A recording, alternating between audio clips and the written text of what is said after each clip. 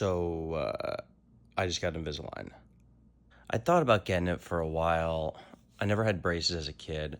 My teeth were never bad enough to definitely need braces, though I kind of in hindsight I wish I got them. It's gonna kind of suck for a year, but whatever. This isn't gonna be one of those follow along with my journey. In fact, this isn't really about Invisalign. What this is about the rabbit hole that I went down about the founder of Invisalign, and this is the craziest thing ever. This guy and woman are amazing. So it appears there were four co-founders, but two main ones, Zia Chistey and Kelsey Worth. I'm going to be focusing on Zia here, mainly because there's just way more information about him online. First things first, Muhammad Ziaullah Khan Chistey was born as Wilson Lear in 1971 in Bal Harbour, Maine. His father was an American, his mother was Pakistani, and his father died when he was 3 years old, and they moved to Pakistan, where he changed his name to a more authentically Pakistani name.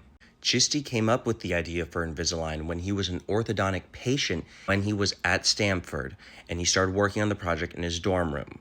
Let me repeat that to let that sink in. The guy who founded Invisalign founded it in his dorm room in his 20s, and he wasn't even a dentist or an orthodontist. In fact, when they were starting out, orthodontists were resistant to adopting Invisalign at first because the founders had no orthodontic credentials or expertise, didn't even go to medical school. And by 2001, the company was valued at $1 billion. He was 30 years old, and he had $1 billion medical startup without a medical degree.